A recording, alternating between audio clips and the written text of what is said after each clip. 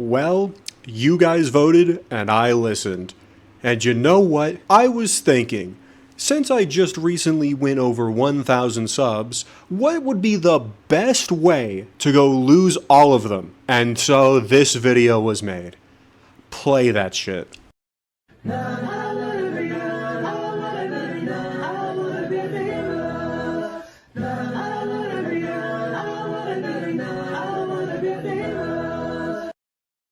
Alright, disclaimer. Every single show I put on here is what I have finished. Now, whether that be only a season, whether that be the entire series, I don't know. I'll be sure to go mention it like 3 times. That is the bare minimum that it needs to be on here for. There are some anime like JoJo where the parts will be split into per part, not exactly its entire thing. That's because the parts can really be considered their own show rather than the entire series as a whole. Finally, I want to say this. Guys,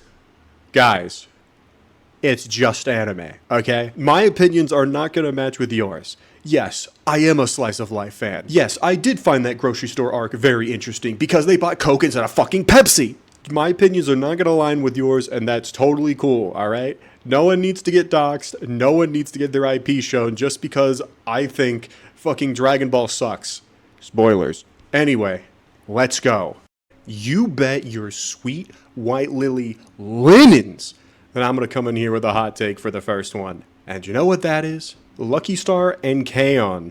Okay, a lot of you that don't watch Slice of Life, you're going to be confused. You probably already know that this is shit. But I don't think you realize. Fun fact, I like Slice of Life. Yes, that's right. You heard me. Me, Azuki Snoi, that's right. I do not like good shows. But let me come out and just tell you the truth here. You want to know why Slice of Life gets the worst rep possible? It's because of shit like this. Granted, I'll be fair here and say that the only reason that these two animes have any remote amount of quality to them is because I think that they both actually have good art styles, but like that's all I can say. There's legit nothing here. The reason why Slice of Life is known as the Nothing Happens anime is because it's true. The most important thing that happens in K-On! Is someone gets their strawberry stolen, and then the most important thing that happens in Lucky Star is Mukuyu, whatever the fuck her name is, the pink hair one, just goes to the dentist, and that gets referenced like 5 times throughout the entire 25 episode series, and that's the joke. Every single episode of Lucky Star can just be boiled down to just semantics, and it's not Seinfeld level semantics, where it can be kind of funny. They're calling it the biggest waste of time just before jacking off and not ejaculating. I think I'd rather watch Solo Leveling than this piece of garbage. Who cares? Who cares? Who fucking cares? 20 minutes of who cares? The first episode of Lucky Star is by far the worst. And speaking of which, hold on. There we go. Is by far the worst because it's them sitting down in school for I think 10 minutes, so half of the episode. And all they're talking about is how to eat a food. Yeah, that's it. If it sounds boring, that's because it is. And I have zero idea how it got so big. I've heard people describe to me that it's the fact that there wasn't a lot of stuff like this at the time, and I guess it was groundbreaking for its idea, which maybe I wasn't around during that time. I was too busy watching better shows. But it still sucks. It fucking sucks. If that's the case, then it aged poorly. I think it's terrible. It's literally the worst. Alright, first S tier, hands down. I'm not willing to go argue with anyone on this. I'm sorry if you disagree with me, you're wrong. And I'm gonna die on this hill, and I'm cool with that if I look like an asshole. But Code Geass. I don't even know where to start with this one, because there's just so much to talk about and so much praise I have. Every single episode serves a purpose. Every single character has a point, and they're reoccurring throughout the plot.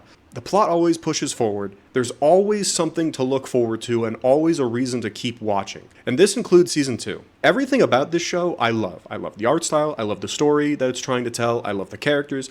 Everything about it, I love. And it's hard for me to even scratch the surface without me even going on to a 10-minute video essay here, but I already wasted your time with the previous 2. So all I will say is this. You should watch this. This is the 100% Snoi pick of the video here, and will remain at S tier. I'll fight for that. I'll make sure everything gets put in F tier as long as this gets on S. The only complaint I have is in Season 2, and I'm going to be vague with this, is when everyone is 0. Again, I'm being vague and that sounds weird, but if you know, you know.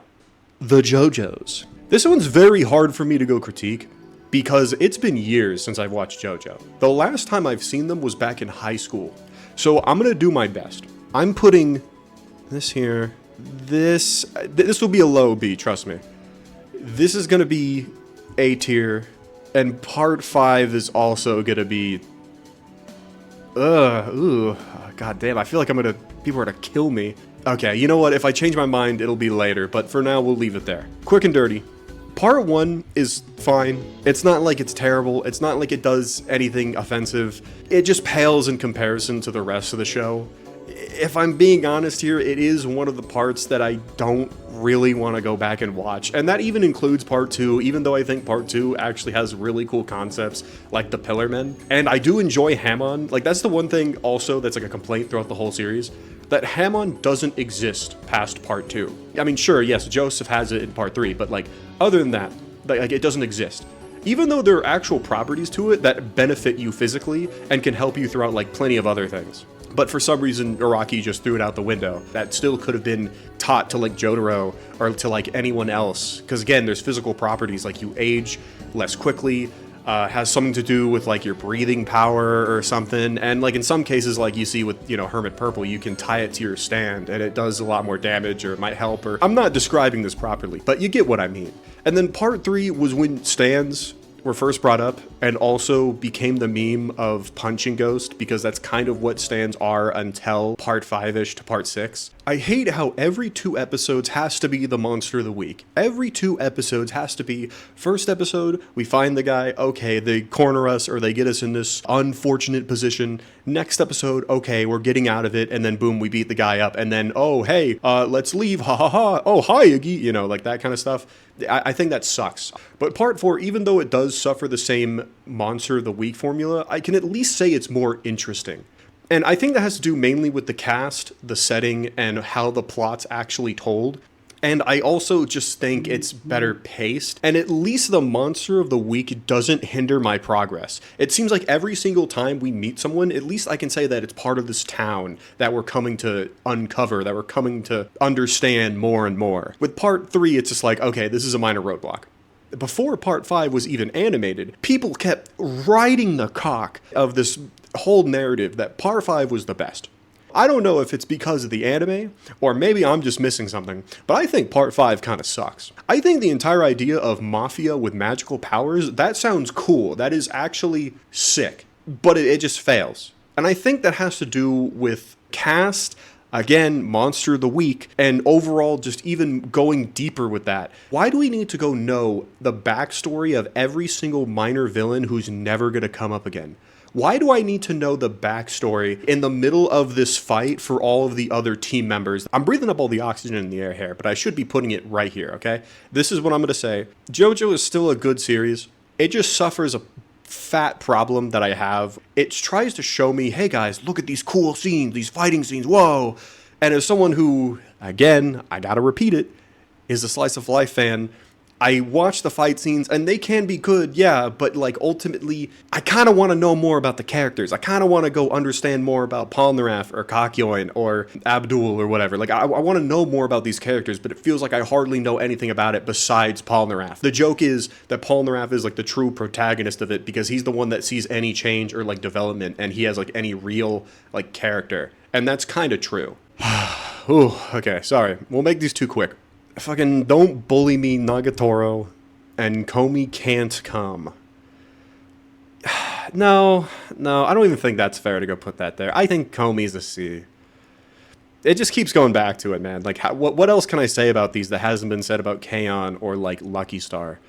I guess I liked Komi-san a bit more because there is a little bit more nuance to it with the characters, and I guess the idea is neat. But this goes into another genre of loser anime, and I don't know if they're saying loser anime as in the people that watch it are losers, or because the main character's a loser. In my opinion, I see it as both. Oh, Jesus Christ. I'm biting my tongue real hard on this one. You know what, actually, no, you know what, I'm just gonna put it here, and I'm just not gonna say anything. Yeah, you know what, yeah, that's funny, I like that. Candy Boy. This is a Yuri rom-com slice of life 4-episode OVA that I watched on the same couch as Marissa, and that caused a lot of strange glares coming my way. I watched this 3 months ago, and I still can't get it out of my head. Not because it's that good of a show, but because the way that they interact with each other, that they're so caring, so reasonable, so down to earth, is something you don't see in anime pertaining to relationships. It's just so weird. Maybe I'm just gassing up the mid-show, as they call it. It does have a porn art style, though. Welcome to the C Club. Kill la Kill and Fooly Cooly, even though I know Fooly Cooly is made by Studio Gainax, some of the people from Studio Gainax went over to Trigger and they might as well be the same studio, so that's why I'm judging these the same. I'm gonna be so real right now when I say I don't give a single scissor sword that Kill la Kill saved anime. I wasn't watching anime when Kill la Kill came out. That was a couple years before my time when I started. I think Kill la Kill's a fine show, but it's not my favorite Trigger show, and I don't really care much for Trigger shows at that. I tried watching Little Witch Academia, couldn't get into it. I think that the Trigger fanbase has a habit of gassing shows up. I even tried watching Gurren Lagann, couldn't get with it. Don't really care for the art style, don't really care for the writing or the jokes, just falls off me. I'll put Kill la Kill as I'll be safe with that, and Fooly Cooly, I'll put it at a higher A. A certain scientific railgun? This is very quick, actually. This has 3 seasons.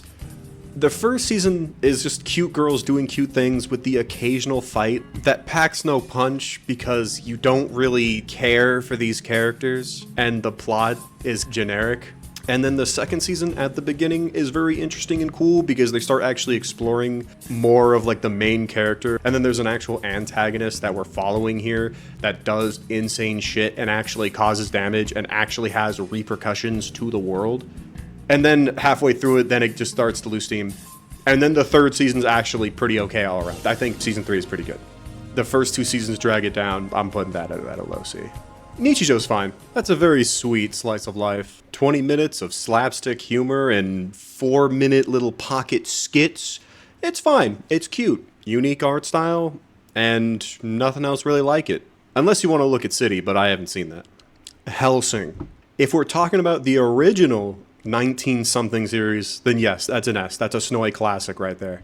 If we're talking about the movie OVA Season 2 remake thing, I'm sorry, I'm giving it a C. It still is cool and has cool animation, but oh my god, they really fuck everything up. They get rid of a lot of the stuff that I enjoyed about the main series. The way they tell the story is from Sarah's Victoria's view of the world because she wasn't a vampire yet. She was just an ordinary cop. And for the most part, everything was from her point of view, and she felt lost because she was coming to terms with her being a vampire and being put into this special unit that's taking care of vampires and a lot of these other nay-doers of society. Like how there's an underground fetish ring for people wanting to be vampires, or how there's these 2 brothers who are pimping out vampires and also turning people into vampires, but also wanting to go take over fucking Britain itself. The storytelling was vague, and everything was from her point of view and disconnected. We were just as lost as her. The OVA, I feel like we lose a lot of that, and we see more of Alucard being sort of the protagonist here. They kind of kill off Integra's character arc a bit. A lot of stuff, I don't know why a lot of stuff just happens in the show, basically. And they add this third faction with, you know, the Schrodinger cat boy guy, like, okay. It's another one of those remakes where they just lose the charm of the original and then add more shit to it to try to justify it being a remake.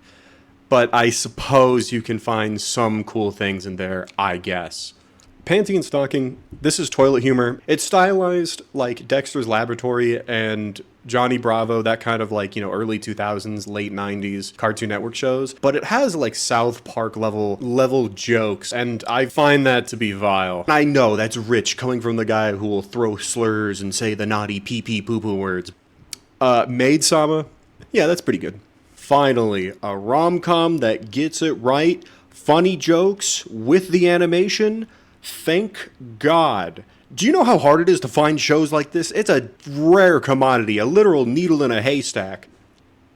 It's been years since I watched Toradora, but I do remember enjoying it. I'm just going to put it at B, just to be safe. You know what? This is another one that I'm not going to waste the time with. I'm just going to say this. Yeah, no explanation needed.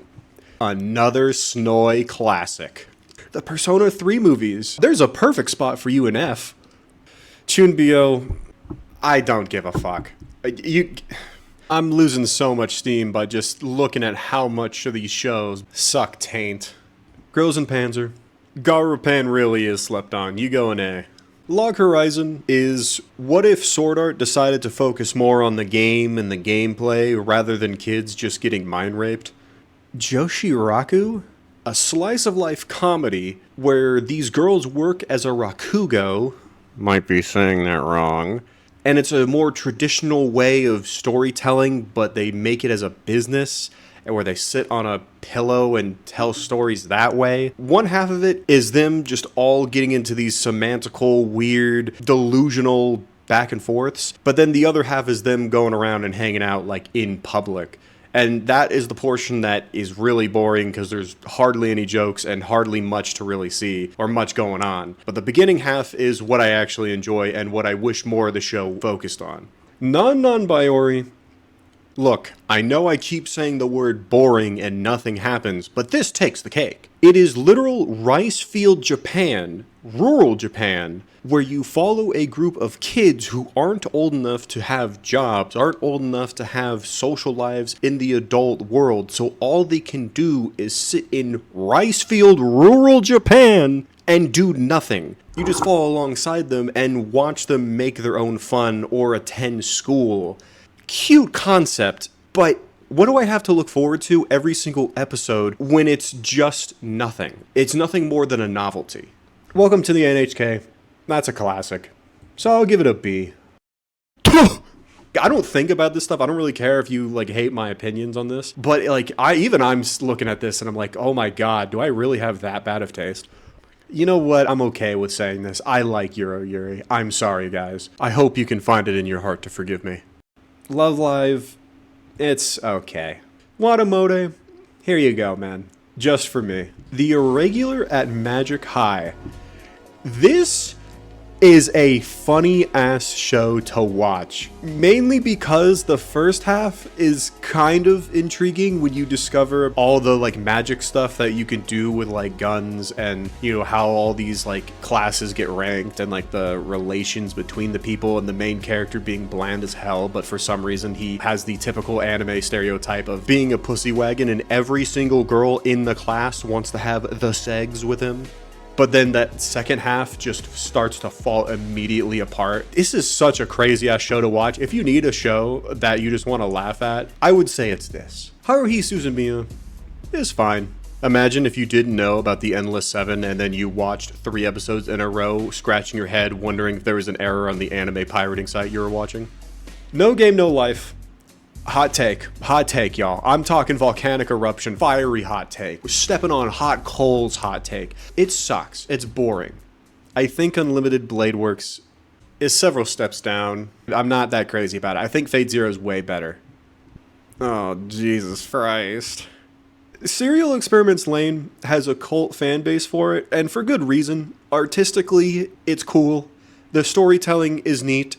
And I enjoy its very hands-off approach. It's more of a show, don't tell kind of a plot. And I really like that. But also, it's hard to deny when I watched it, half of the episode is just long still frames of someone's face or of a background. But then there's like dialogue, and the dialogue's very interesting, and Lain is a character I like. But this show has a fascination with just having long still shots of scenery or someone's face without there being dialogue, animation, or really anything happening on screen. And there's already very little of that because, you know, it's a 90s anime, so all they do is just have the moving mouth and then nothing else during most of the dialogue scenes anyway. I was literally flicking my dick halfway through watching it just so I can feel some sort of stimulus, because there is literally nothing happening on screen besides just face. But whatever. Anyway, yes, is it a good show? Yes, it's a good show. I'm going to give it an A. If they fix that, then maybe I would give it an S. Maybe. And Neon Genesis doesn't need an intro. I like it. It goes up to S. But maybe it goes a little higher than these guys. And then the rebuilds just screws up the series.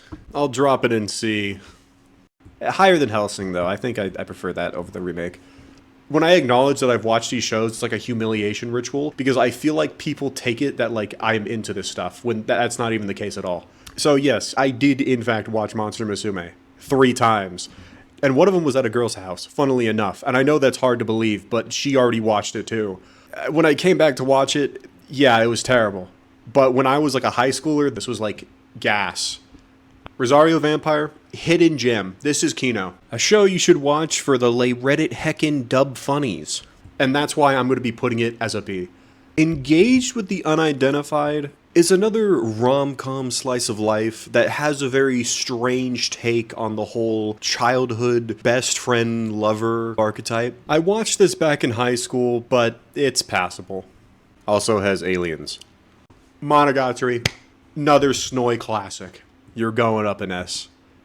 Definitely higher than this, though. Yes, this is the Leheckin problematic media show. And I would go on a tangent about it, but I do believe in gatekeeping, and I think it should stay that way. Assassination Classroom, solid B tier, but I don't really care for it. Konosuba, oh, how you and I go way back. I consistently ask myself, was Konosuba a good show? Obviously, it's subjective and very opinionated on if something's enjoyable or not, like, obviously. The part that bugs me is, did I actually enjoy my time, or is it actually something I can recommend? I would say, ultimately, it's a fine show, and you should watch it. You'll probably have some good knee slappers out of it if it's your first show. The more that I've expanded my palette, the more I kind of stepped away from that style of anime, mainly because of its generic art style, generic fantasy setting, more so just a parody, and I think parodies are very, very wobbly ideas if done wrong, but this is done okay. My Hero F. Space Dandy's pretty good. I can't speak much for when it came out, but nowadays it's definitely an underrated gem. Say it with me now. Snoy Classic. Snoy Classic. Snoy Classic.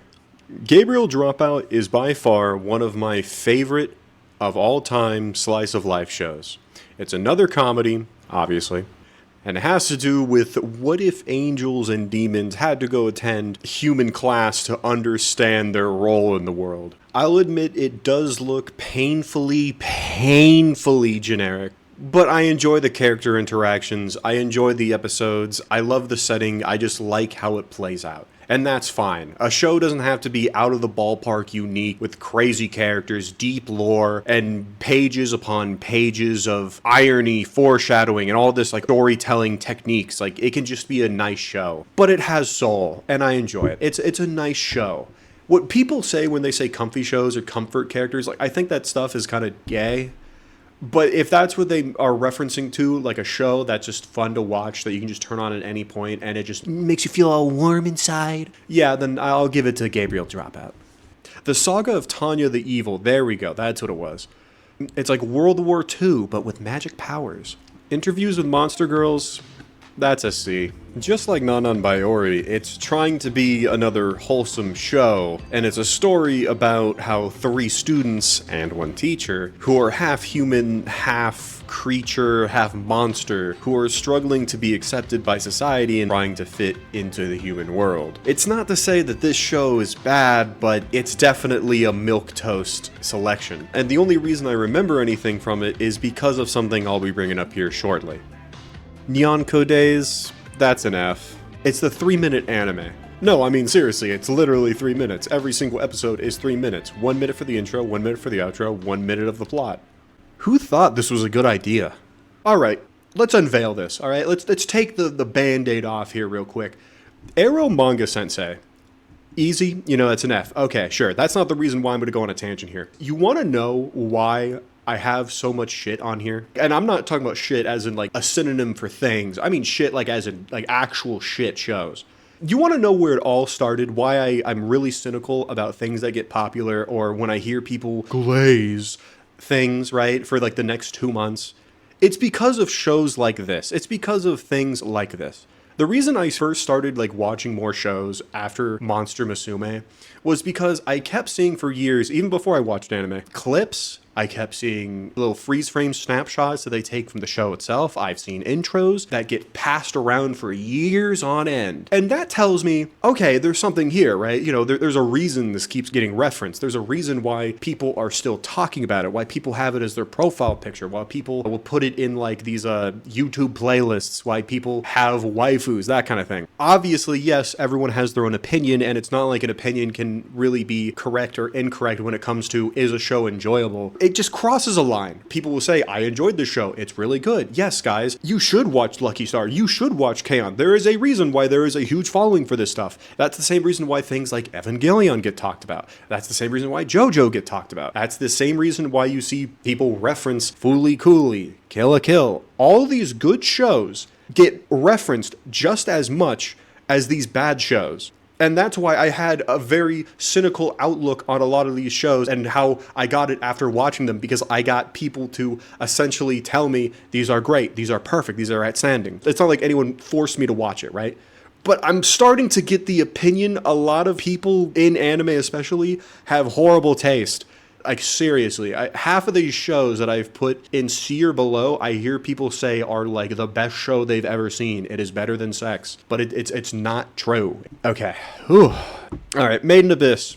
I've only seen the first season, but I fuck with it heavy. For now, B. And Kiki's Magic Castle, hot take. Studio Ghibli stuff didn't rub off on me. I've seen a lot of the movies, but I don't care for Studio Ghibli. So I'll give it better than the Evangelion rebuilds. That's as much as I can give.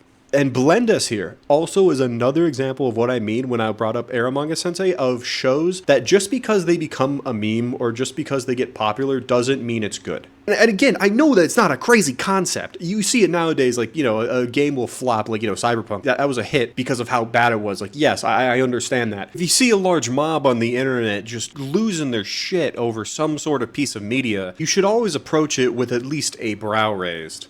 Obviously, don't go under the assumption that people are there to mislead you or misguide you. Just try to go find out the root cause of all this. Are people hyping this show up because it's new? Are they hyping it up because it's actually a good show? Is this one particular person hyping this show up, glazing it, coming all over it because they just like bad shows and it's just fun? They just like it in their own personal opinion. And that's completely justifiable. I mean, hey, you see this tier list. Anyway, yeah, that's F. Do I even like anime at this point, or did I just gaslight myself into enjoying it? Like, I can't just say Lucky Star is the bottom because that's the baseline, that's the worst, that is the literal deepest you can go, but everything here might as well be on the same tier. It just sucks. It's awful. It's the worst. Girls Last Tour. I gotta redo this one. God damn it. Pop Team Epic sucks. Eurocamp, another comfy show, I suppose. Devilman Crybaby, I don't know. Is it good? I guess. Yeah, sure, it's good. It's great. This is great. This is the best piece of show you've ever seen. That's not true, Azuki. Where am I? Where's my channel? You just wanted to give it a lower score! Fuck you. You do remember! Eat my shorts. I'm the one who's pulling the strings here! I don't remember!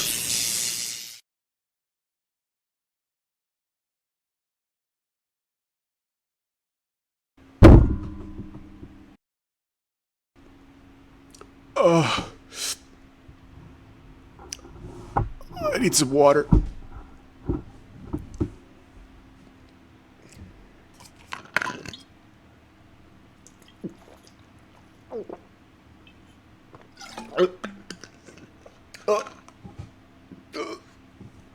School Live, a slice of life that takes place during the zombie apocalypse. Why are we not doing this for more slice of life shows? Why aren't we just doing more than just kids go to school?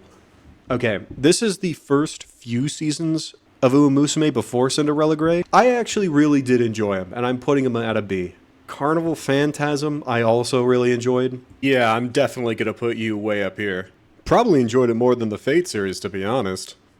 Bunny Girl Senpai, I was told that it's diet Monogatari, and what I got was a shell of that with remotely amusing mysteries and a milquetoast protagonist. Overall, a plot that doesn't go anywhere besides the first mystery. I'm not really sure what I should have taken from this, because it's definitely not Monogatari. It doesn't have the world building, doesn't have the interesting character relations. It's just whatever. Takashi Kashi I have a lot to say about because it's made by the same person who made Call of the Night. And if you recall, I made a whole post talking about my next video, and Call of the Night was gonna be a video I was gonna discuss. There's so much I want to talk about because it was one of the first shows that made me read the source material. Takashi Kashi is non-Biyori, but with a more educational goal, because it talks about konbinis, which are sort of like corner stores that have a lot of knickknacks and candies and other assorted goods, not necessarily in the same vein as a gas station, but I guess you could call it a traditional form of that. Anyway, you gain nothing from watching it. However, I did have a way more fun time watching it rather than non-Biyori. I think Call of the Night is a good show. I'll put it up here. I realistically want to put it in A, but I can't because of what I've read, and maybe that's unfair. But Takashi Kashi is definitely a C. Okay, this is Uma Pyoin. This is just like the cute little animations they did in Uma Yon and all that with, you know, the chibis and whatever. It's quick, cute, to the point. It's inoffensive. I enjoyed it. Mob Psycho. Shonen tards in the audience, if you need some tissues, just let me know. I think this show is dog shit, and Mob as a protagonist is boring as hell. He's pretty generic, if I'm being real. I've only seen the first season, keep in mind, so I could be wrong, because I've had a discussion about this with other people who really like this, and they say that he does get more interesting as the show continues. But I just don't find the whole, like, blank expression, clueless kid archetype to be that interesting. They don't really have any cool lines or, like, anything really of note about them besides their power. Whatever his friend was, the scammer guy, right, with the blonde hair, I like him because he's a character. Beyond that, it just kind of feels like a whatever kind of plot for me. And the characters aren't really crazy. And keep in mind, I'm not looking for a crazy out of this world plot, but this just failed to entertain me. Aren't You Clumsy, Miss Ueno-san is another piece of Leihekin problematic medias, and it's middle schoolers doing weird shit. Quintessential Quintuplets is a show I watched several years ago, and I remember nothing about besides enjoying it mildly, and my ass ain't rewatching that, so it goes here. Goblin Slayer, I'll give it this. I find the whole take on the medieval fantasy route to be interesting here. Because when you think about medieval fantasy, they think about slimes and goblins. Whoa, they're like level 1 pushovers. I can kill them, just poke them in the eye, and then they die, and I get the gold and the XP. Yo! But with this, they make them real threats. They are not just pushovers. They are actual hazards and danger that you have to be prepared for when you enter these caves and dungeons and everything. I think that's so cool, and I wish more shows put more emphasis on the danger of dungeon crawling and going into these places to get riches and shit. And I do find the Goblin Slayer, even though he seems very basic, something about it has me intrigued, but not much when he joined that party towards the end. And I don't know if I ever will watch season 2, but I think I do remember being content with the show. So, whatever it's worth, I'll put it here. Foxy twat. New Game is a slice of life based around working at a game studio. And that's cool. That's sweet. I like that. That's wholesome and it gives me butterflies in my tummy. I saw value in it being a show. Alright, let's address the elephant in the room here. Kimono Friends. I understand that we have to bring up the 15 FPS, maybe more like Google slideshow ass, animation. And I get that they had a shoestring budget literally held together with glue and spit. I tip my hat to all those involved with the making of this project. I remember watching this in high school when it first came out because it became a meme due to the exact quality that it had. But funnily enough, this is one of those situations where you have a don't judge a book by its cover. The only thing that is holding it back was that. Everything else I found to be top notch. I enjoyed the characters, the designs of them. I think the voice acting is just as good as any other show. If I were to somehow, some way, in a snowball's chance in fucking hell, I were to ever have a kid, I would most likely show them this, and maybe even then, that's when I'll watch the season 2, because I've only seen season 1. If you do have the stomach for these kinds of shows more aimed towards kids, but you can still sit down and watch them as an adult, I would totally recommend this. For this being a kid show, this has some of the strangest lore I've ever seen. Kobayashi's Dragon Maid, I saw both seasons. I think it's fine. I'll give it a low B. The Akashic Record of Bastard Magic Instructor? I think I remember this being forgettable. Putting Chuunbiyo in front of that. At some point, we seriously have to sit down with these mangakas and ask them why they name their animes this. Isekai Quartet. Isekai Quartet is bad. I was so drunk when I watched Inspector, so I'm giving it a B. Okay. Say it with me now. The reason Slice of Life gets an awful name, and that is Hyoka. This is just as bad. Actually, I would say this is worse than K-On! Actually. I think I mean that. Imagine, if you will, a show, and it takes place in high school, and the main characters and the cast are high schoolers. That's already crazy, I know. Sit down in your seats, please. And they have to discover mysteries. Yeah.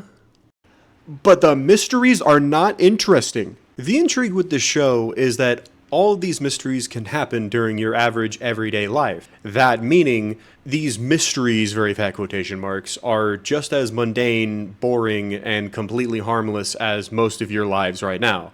That's the reason a lot of these mysteries suck, because there's no stakes, there's no reason to truly discover this. A couple examples is like, how did this person get into this room when it was already locked?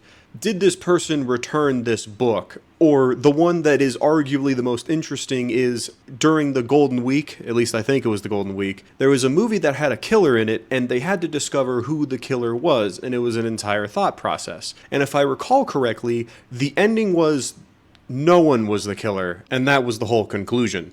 It's a show that has no stakes, no conflict, no rivalries, no interesting character dynamics beyond what is already presented in modern day slice of life. The question is Hyoka worth watching more than K-On! Absolutely not, even though K-On! I think isn't worth watching whatsoever, even with rose-tinted nostalgia. We need to sit down the fans that gave this a 7 on Mal and force them to watch good shows, because if we don't, then who will? Actually, hold on, let me fact check this. This is an 8! Back at it again with a ruiner of fun, and that is Interspecies Reviewers. Sex joke the show, but I guess it's more palatable than Monster Musume, so, eh. These animes playing the same 5 songs! Kaguya-sama, Love is War, is a slice of life rom-com that only has one joke. I don't find that joke entertaining, that being the whole 4D chess mind game. How do I get the other person that I'm in love with to go admit their love? Because if they do that, then they lose the game. But funnily enough, they're both playing that game. It's not offensive, it's just not for me. Clannad is another Snowy classic. This is a top tier, one of the best slice of lives I've seen. It goes a little farther up here, but if there's any slice of life on this list where I feel like I am unbiased and spitting the most amount of heat, it would be this. Unmistakably the best one I have seen. The only thing I will say, brushing aside that, is I'm sure everyone saw that one streamer, the Australian streamer, you know the kind, who said that this was pedo bait and the people looked like ants, and people said that she was a tourist. Ooh.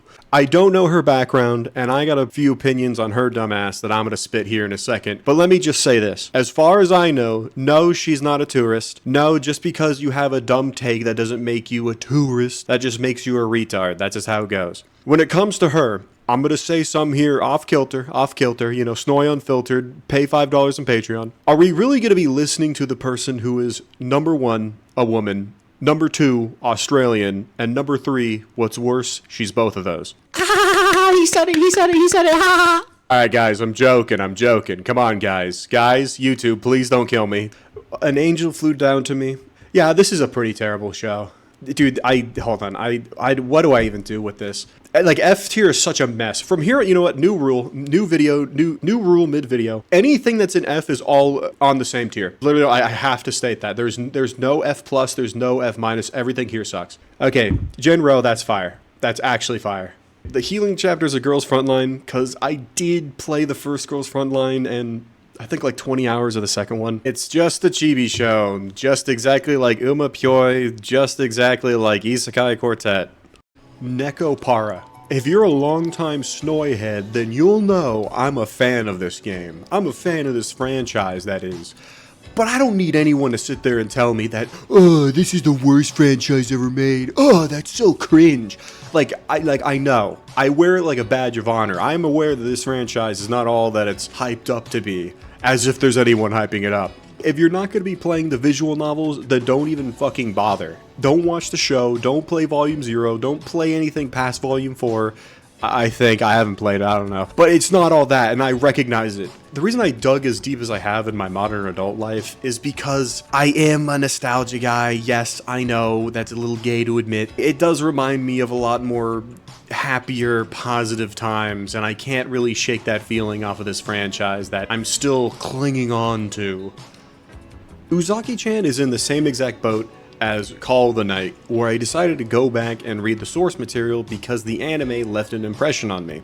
The part that is so infuriating about all these shows, it can go to Komi Can't Communicate, it can go to Don't Bully Me Nagatoro, everything like this. They don't ever get together in the anime, and you have to instead pick up where you left off in the manga, or you just start all over like I did with Uzaki and Call of the Night just to go get the closure. They always do this with every single anime where they never get together, and it pisses me off. I need people who make this stuff to just stop. Like, if you don't plan on ever making a season 3, have them get together, maybe an episode directly after they get together, like be the final one, and then just close the book. Like, don't do that. Don't be a cock tease. Don't literally waste your viewers' time, because when that second season happened, I was literally punching the air. I was getting so ready to jump on Marissa's head and start beating her like a goddamn coconut. In the most non-racist way, literally chimping out. I'm gonna say this wrong, I'm sure, but hold on.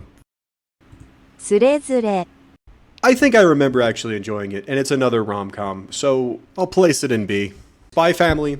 One of the few examples of a popular show that I understand why it's popular, so I'm giving it a B. What is this show? Hold on. Oh, here it is. Ganbare Doki-chan. From how I understand it, and I didn't look too much into this, there was already an artist out there that made these cute little images of, you know, like a guy who has like a weird harem thing in like an office space or whatever. It's not that it's bad, it's just that they didn't have any source material really to work off of besides cute little like drawings the guy made. I wish it was actually planned out better, and again, not like a 5-minute show, kind of like Nyanko Days, but this is infinitely better than Nyanko Days. I'm giving it a C for that unfortunate reason. Maria Holic. Leather belt? This show is so insufferable. The plot is a lesbian girl goes to an all-female only Catholic school or something, and the whole joke that gets repeated every single episode is that she has an orgasm in her pants because she tries to get with a girl in one of the classes, doesn't work, and then it gets repeated the next episode. And it absolutely blows. The only cool thing I guess I can say is I do like the intro and outro and the art style, but that's not going to get you far. Let's leave that poor maid out of this, okay? Oh, so now I'm just that poor maid, you shitty tranny. Alright. Snoy Classic. Stand out of the way. Another Snoy Classic. Tatami Galaxy. You're going up here, bro. Next to Clannad.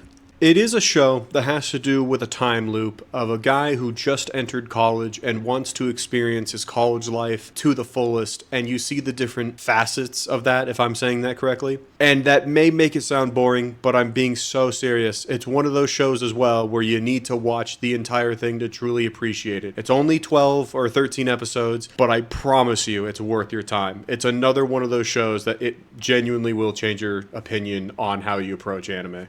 Bocchi the Rock is an interesting case study because it won Anime of the Year when it got released, and it's a fine show, but I don't know if I should say it really deserves it. Not because there are better shows than that. I think it's actually good to have a show like this win Anime of the Year at least once, but I don't know if I would say that it's like a 10 out of 10. I would say it's more of a B because it actually has jokes that made me do a sharp exhale from my nose rather than just give the fluoride stare. And it's what K-On! Should have been. Rent a Girlfriend, no explanation needed. Fate Zero, here it is. That's an A. I've only seen this, Carnival Phantasm, and Unlimited Bladeworks, and from what I've heard from the rest of the fandom, this seems to be the absolute peak. It's a solid show, and definitely a top tier. Steins Gate, another classic. And this is including Zero too. I do think this is a very solid show. Squid Girl is in the same exact boat as Kimono Friends. Fun watch. But where did she get those Mario-ass shoes from? Ah, yes, Chainsaw Man. Another one of the 13 animes that fumbled its ending. I'll put it in a B, but I gotta be so real, I hate some of these designs. That is a crazy place to put it. Fun fact, ReZero was actually the second anime I've ever watched, at least to completion. And it was directly after me watching Monster Musume, and I'm glad that it was that second in line show. Mainly because it's actually a good show, and I've watched all the way up to season 2 and can confidently say that it's a great show. Granted, it's an isekai, but it's at least one of the more unique ones and at least attempts to separate itself from the others. And it has a fairly interesting fantasy setting. Also, it's another example of where the main girl isn't the best one. Alright, from the New World, it time skips every 3 episodes, and that is mildly infuriating. Alright, Frieren, this needs no words. It's a solid show. A Garden of Words is another one of those OVA type shows, kind of like Candy Boy. However, unlike Gay Lover Incest OVA show, it does have a very stunning art style, and I appreciate the story that it's trying to tell, but I wish it was just turned into a full-on show rather than just a 1-episode special. I'm incredibly late to this party, but I recently watched My Dress Up Darling over a month ago, and no wonder anime fans were losing their minds over this show. It's one of the rare few occasions where an anime girl actually has a personality and enjoys the protagonist and wants to be with them, instead of it being vice versa. Pong is a sports anime about ping pong, which is an interesting choice. Unique art, interesting story, but I don't care for sports anime. My Bride is a Mermaid is the second entry in the Dub Trilogy, a show that's meant to be experienced not in its native language. It's fire. My Neighbor Totoro, I don't care. Uma Musume Cinderella Grey is the best in the entire animated series, and I urge you to go watch it. I still believe you should watch the first 3 seasons before it, but you can watch it on its own. I will wag the finger if you do part skip. It actually is a full-on sports anime, instead of it trying to be a weird half-comedy, half sports anime, half slice of life show. It does have rivals and tense moments and logic and skill behind it, unlike the other ones where it usually always ended up just being, I want to be the fastest horse in Nippon. I think this guy likes Uma Musume, but I don't know. Heaven's Lost Property is in what I like to call the dub trio. Rosario Vampire and My Bride is a Mermaid. If you watch in dub, it'll be a pretty good time. If it's just in sub, can't really vouch for it. Gunsmith Cats is another one of those OVA show thingies. This one is definitely worth your time. I think it closes all the gaps, it is an entertaining show, and it's only 3 episodes. It is definitely a nice, quick and easy show just to sit down and put your legs up to. It has a cult fan base, and I think it's because it's going over those lines of it trying to be like gun porn, also mixed with like action stuff. Even if you're not a part of that fan base, you can still have some fun with it. And finally, is it wrong to pick up voids in a dungeon? Yeah, it is pretty wrong. And it's also one of the worst shows I've seen. Wow. If this ain't the most disrespectful tier list I've made. Alright, well, let's check the score, I guess.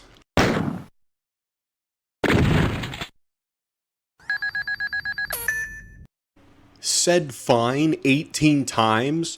Of course I'm gonna get a little bit of stage fright every now and then, damn. Audibly breathed by mouth 32 times? Oh, okay, yeah, like, that's normal. Yeah, sure, you're gonna go make fun of me for a normal, basic human action? Sure, dude, yeah, cockhead. Wait, what?